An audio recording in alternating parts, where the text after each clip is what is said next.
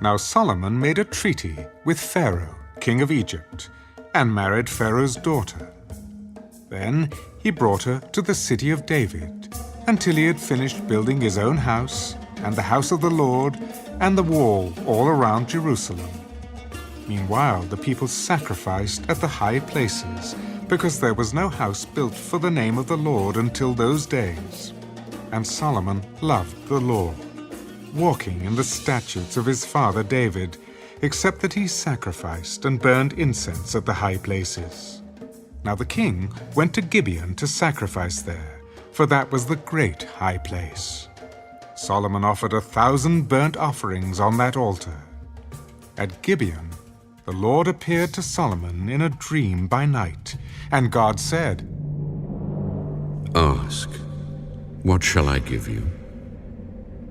You have shown great mercy to your servant David, my father, because he walked before you in truth, in righteousness, and in uprightness of heart with you. You have continued this great kindness for him, and you have given him a son to sit on his throne, as it is this day. Now, O Lord my God, you have made your servant king instead of my father David, but I am a little child. I do not know how to go out or come in. And your servant is in the midst of your people, whom you have chosen, a great people, too numerous to be numbered or counted. Therefore, give to your servant an understanding heart to judge your people, that I may discern between good and evil. For who is able to judge this great people of yours?" The speech pleased the Lord, that Solomon had asked this thing. Because you have asked this thing, and have not asked long life for yourself, nor have asked riches for yourself, nor have asked the life of your enemies, but have asked for yourself understanding to discern justice, behold, I have done according to your words. See, I have given you a wise and understanding heart, so that there has not been anyone like you before you, nor shall any like you arise after you.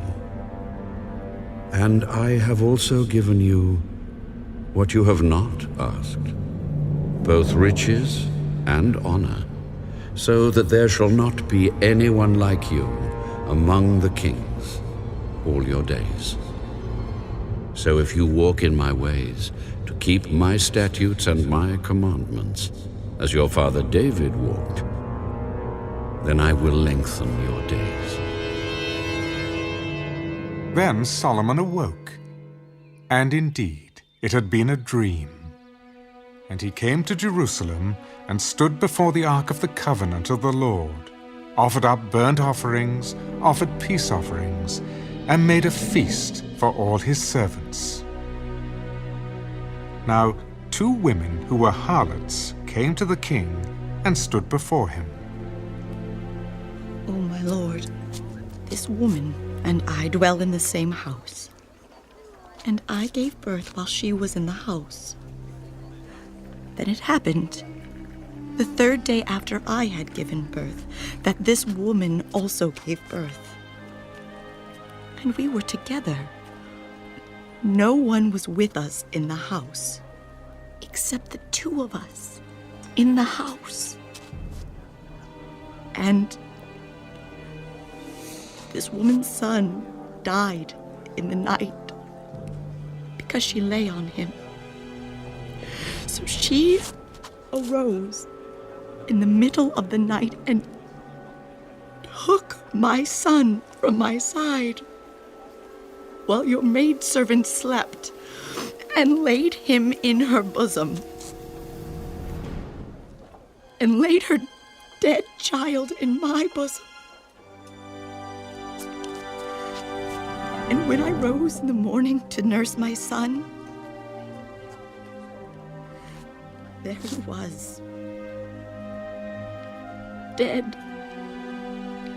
But when I had examined him in the morning, indeed, he was not my son whom I had born. No, but the living one is my son, and the dead one is your son. No! But the dead one is your son, and the living one is my son. Thus they spoke before the king. And the king said, The one says, This is my son who lives, and your son is the dead one. And the other says, No, but your son is the dead one, and my son is the living one. Bring me a sword. So they brought a sword before the king. Divide the living child in two, and give half to one and half to the other. Then the woman whose son was living spoke to the king, for she yearned with compassion for her son. Oh, my lord, give her the living child, and by no means kill him. Let him be neither mine nor yours, but divide him. So the king answered, Give the first woman the living child, and by no means kill him. She is his mother. And all Israel heard of the judgment which the king had rendered. And they feared the king, for they saw that the wisdom of God was in him to administer justice.